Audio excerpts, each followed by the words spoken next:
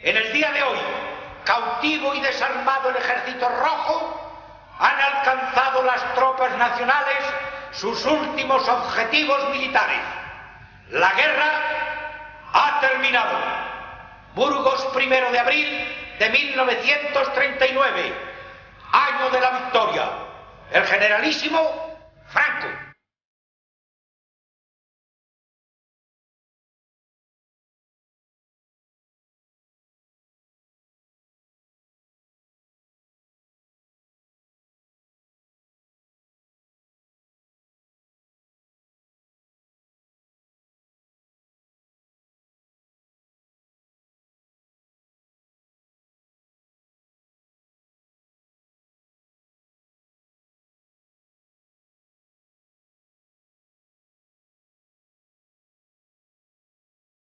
En los días inaugurales del año 1939, la caída de la ciudad de Barcelona en manos de las tropas sublevadas contra el gobierno de la República agudiza aún más el exilio motivado por el conflicto civil que asola España. Alrededor de 500.000 españoles se ven obligados a dirigir sus pasos hacia la frontera francesa en condiciones extremas. Los nevados puertos pirenaicos asisten al peregrinaje de hombres, mujeres, viejos y niños de toda condición. Este triste acontecimiento no es más que la prolongación de la salida de 30.000 niños, los llamados niños de la guerra, hacia Gran Bretaña, Bélgica y la Unión Soviética, entre otros destinos, tras los bombardeos de Durango y Guernica en marzo y abril de 1937. Evacuación a la que se unen los cerca de 160.000 españoles que abandonan por vía marítima territorio español tras la toma de Bilbao y Santander, y a aquellos otros 15.000 españoles que en los últimos estertores del gobierno republicano, desde los puertos del litoral levantino, encuentran refugio en los territorios franceses del norte de África. Con certidumbre, el exilio republicano sea la historia más triste de las historias de España. Sacudido por la sinrazón de la guerra civil, un número cercano al 1.000.000 de españoles abandona una tierra, la española, que muchos de ellos jamás tendrá la oportunidad de volver a pisar.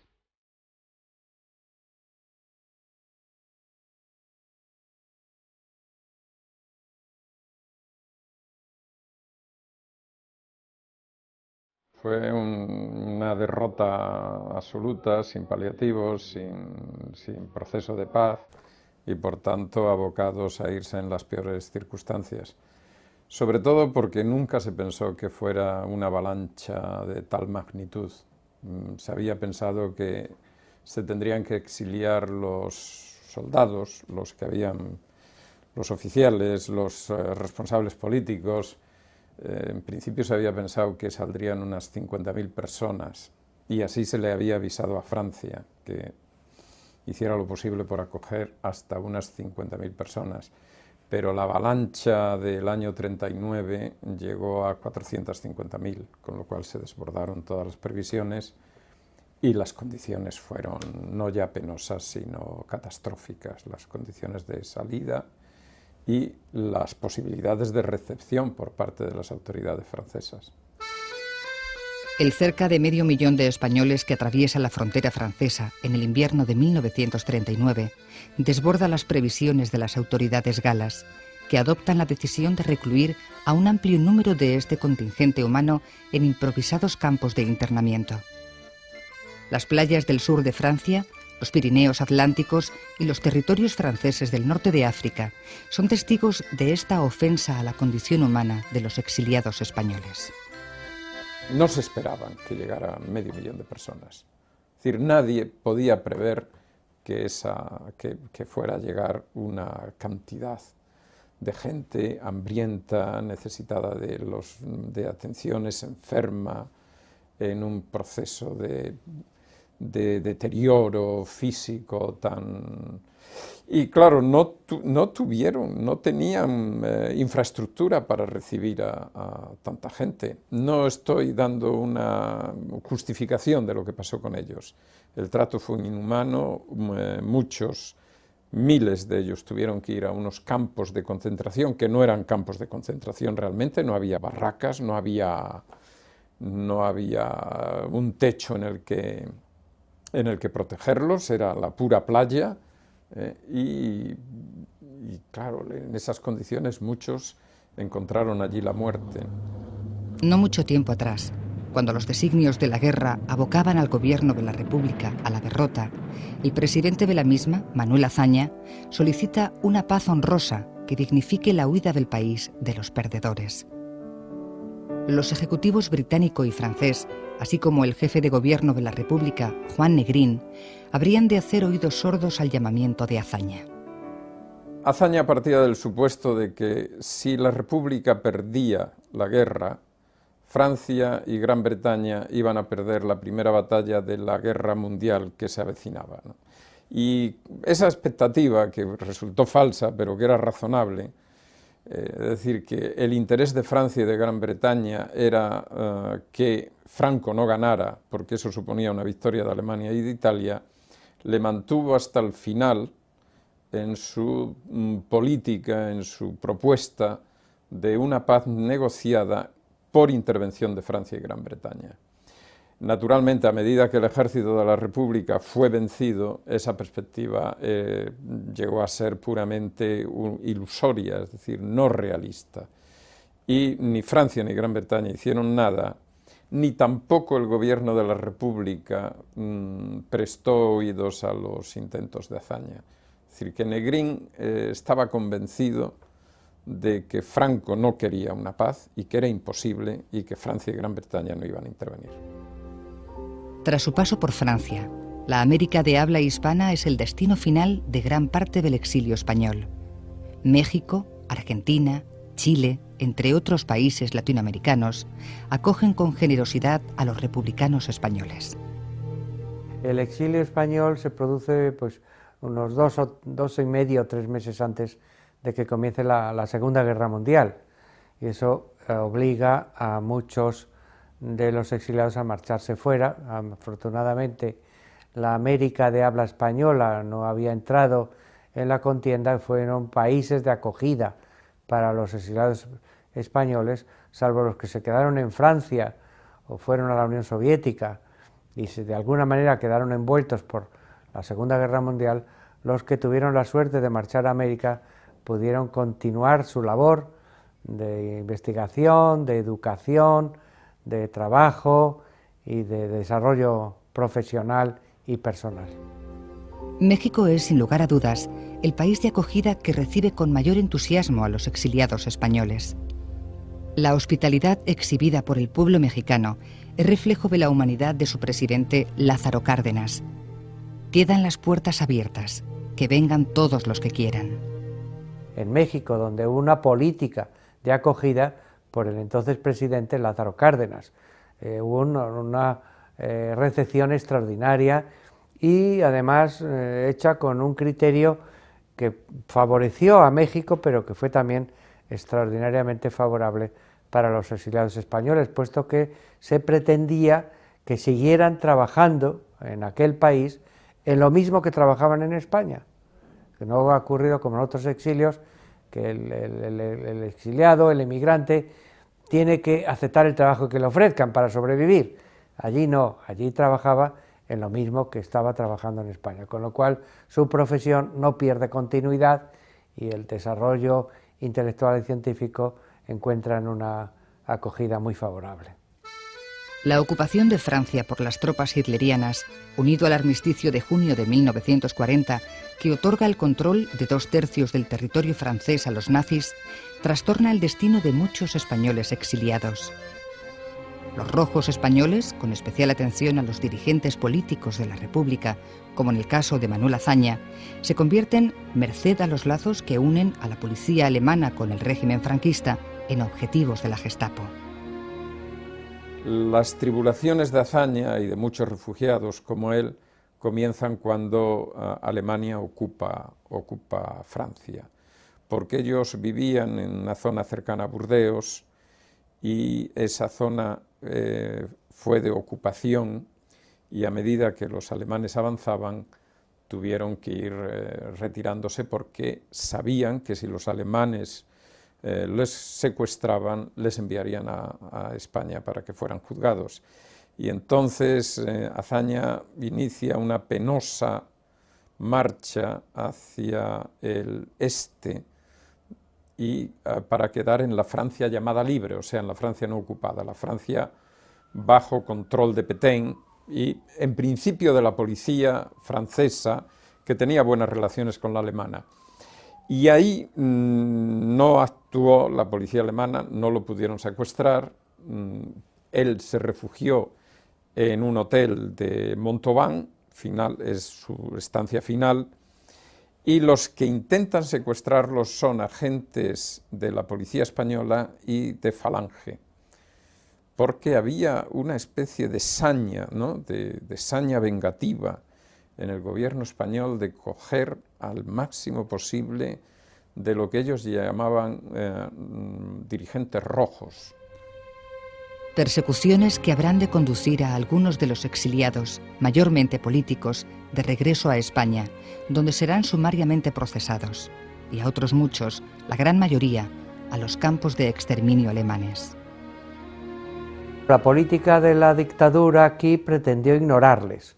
Cuando Franco hablaba del 1.000.000 de muertos, sabemos que eso es una cifra absolutamente falsa, pero claro es que él incluía entre los muertos a los exiliados, porque para él estaban espiritual y físicamente muertos, se les había desterrado, para Franco sí, fue un destierro, se les había desterrado, no se quería saber nada de ellos y por lo tanto cuanto mayor ignorancia hubiera sobre lo que hacían, sobre quiénes eran, pues favorecía los intereses del régimen, que encontraba un elemento de comparación muy desfavorable para lo que se hacía en España, porque claro, aquí las cátedras o los centros de investigación fueron ocupados por jóvenes que no tenían una experiencia profesional, que tuvieron que ir haciéndosela como pudieron, pero no se vieron alejados de los grandes maestros, que hubieran sido los que se marcharon fuera. El padecimiento del exilio no le es ajeno al mundo del arte en nuestro país. Con la evacuación de las pinturas del Museo del Prado en noviembre de 1936, debido al asedio de los bombardeos sobre Madrid, da comienzo la diáspora de los artistas españoles. La salida de las obras del Prado, pues una salida muy simbólica. En ese momento el director honorario del Prado es Picasso, las obras marchan para ser asiladas, digamos, en Suiza, en una exposición, terminarán volviendo, ya con un régimen distinto, o sea, en ese sentido pues es una situación bastante atípica, pero vamos, yo creo que además de marcharse esas obras simbólicamente bombardeadas, al igual que toda la ciudad de Madrid, pues luego eso es el preludio de un exilio ya concreto de artistas que huyen, artistas que han tenido un compromiso republicano, en concreto se van a desparramar por medio mundo. Se marcharán en primer lugar casi todos a Francia, muchos artistas han vivido en los campos de refugiados del sur de Francia, pues en concreto será el caso de Ramón Gaya o de Antonio Rodríguez Luna, que tiene unos grabados contando esa tremenda experiencia, ¿no? Francia, sin embargo, será una etapa, algunos se quedarán en Francia, como puede ser el caso de Antoni Clavé o de Baltasar Lobo, otros se marcharán hacia América, la mayoría, Norteamérica, Sudamérica. Habrá un gran núcleo que se irá a México, en concreto pues será el caso de Ramón Gaya, de Arturo Souto, de Remedios Varo y unos cuantos más. Habrá muchos que se marchen a Argentina, Luis Seoane, Manuel Colmeiro, Laseiro, habrá otros que se irán a Chile, habrá otros que se irán a Rusia, el caso de Alberto, y también habrá algunos en Norteamérica o en Brasil, es decir, la diáspora del arte español en ese momento es muy amplia, igual que la diáspora de la literatura o de la política. Atravesado también por la dolorosa experiencia del abandono de la tierra de origen, el exilio artístico viene definido por unos rasgos comunes. Hay unos rasgos generacionales, ¿no? Es decir, es gente que la mayor parte de ellos entonces pues tienen entre 30 y 40 y tantos años, es decir, que eso marca, es gente por lo general de vanguardia, es gente moderna, es gente que ha vivido los años 20 y 30, que han pertenecido a esa generación española que ya en el interior de España, no necesariamente en París, como había sucedido con otras, ya en el interior de España era una generación que se encontraba muy enterada de lo que sucedía fuera. Yo siempre digo que es la generación que sabía pues quién era Le Corbusier, quién era Picasso, quién era Einstein, quién era Freud, quién era Joyce, que leía la revista de Occidente, que iba al cine club, en fin, es una generación muy formada ya, ¿no? Lo que pasa es que hay algo curioso y digno de ser subrayado, que es que toda esta gente se encuentran en el exilio también con otras gentes que llevan más tiempo fuera, porque en realidad el exilio bélico, el exilio político, consecuencia de la tragedia de la guerra civil, se suma a una tendencia general de muchos artistas de una generación un poco anterior que ya se habían marchado también al extranjero, porque en España no encontraban, digamos, un caldo de cultivo realmente para lo que hacían. El 10 de septiembre de 1981, con la llegada del Guernica, acontecimiento considerado como el retorno del último exiliado, se clausura este trágico capítulo de la historia de nuestro país. El Guernica se ha dicho que fue su retorno, el retorno del último exiliado, es un poco la misma época en la que vuelven La Pasionaria o Alberti o María Zambrano o tantos otros, y en concreto el Guernica es la gran obra que nace de la tragedia de la Guerra Civil Española, es una obra que nace en una circunstancia, pero ya es universal, es asilada por el MoMA, el Museo de Arte Moderno de Nueva York, y al final vuelve a España en unas circunstancias relativamente distintas a las circunstancias que en principio se suponía que tenía que volver. Pero creo que fue muy acertado por parte de los herederos de Picasso el entender que aunque Picasso hubiera dicho que tenía que volver al Prado y cuando hubiera otra vez República, podía volver al Prado y luego pasar al Reina Sofía, que es el Museo del Prado del siglo XX, y que además no ha vuelto con República, pero ha vuelto con una monarquía parlamentaria que ha restituido la democracia a España. Exilio es el título de la muestra que en estos días reúne en el Palacio de Cristal de El Retiro en Madrid una compilación de objetos, documentos y recuerdos de los exiliados españoles. Tenemos que comprender, los que no hemos tenido ese contacto directo con el exilio, que esta es una parte capital de nuestra historia. En los libros de historia se ha obviado este tema, normalmente, y tenemos que comprender que esta es una parte esencial de nuestra historia y además una parte de la que nos tenemos que sentir orgullosos. Por una parte, lamentarlo, porque fue una tragedia, pero otra parte también tenemos que sentirnos orgullosos de la labor de los exiliados en el extranjero, porque a pesar de todas las dificultades y a pesar de la situación dramáticas que vivieron, estas personas dignificaron el nombre de España con su obra como profesores, como investigadores, como científicos, como literatos, dignificaron el nombre de España. Y los políticos que se tuvieron que exiliar y vivieron finalmente en el exilio también dignificaron el nombre de España, puesto que quedó claro que había españoles, y muchos españoles, que representaban esos ideales de soberanía nacional, Estado de Derecho, derechos humanos, imperio de la ley, es decir, lo que hoy finalmente tenemos en España.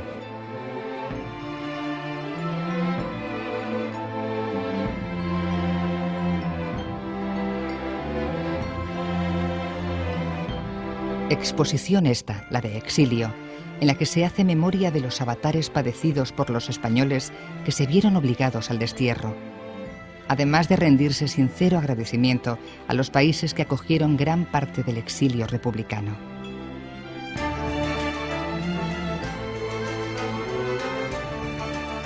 Creemos que la España constitucional tiene una deuda con todos ellos, con los exiliados, con los países que los recibieron, y que ha llegado ya el momento de pagar esa deuda. Es una deuda material e inmaterial. Inmaterial en lo que se refiere a que es necesario un reconocimiento de todos los españoles de la aportación de estos exiliados a nuestra democracia y a las libertades.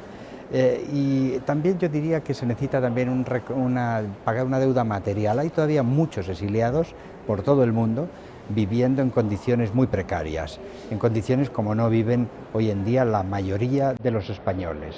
Creo que también esa deuda la tenemos que pagar.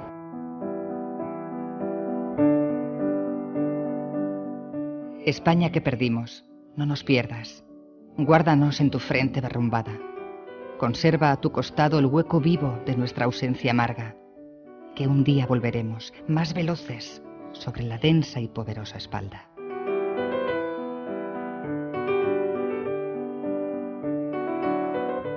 Recordarles que la guerra civil es el peor negocio que puede hacer un país. Tenemos que aprender a tolerar, a dialogar y a resolver los problemas mediante el pacto, la negociación, el diálogo, jamás recurrir a la violencia, a la fuerza, porque es el peor negocio. Eso puede llevar en definitiva, como ocurrió entonces, a la guerra civil, al exilio, al destierro y a catástrofes de las que después cuesta muchos años recuperarse. El país del exilio no tiene árboles. Es una inmensa soledad de arena. Solo extensión vacía donde crece la zarza ardiente de los sacrificios.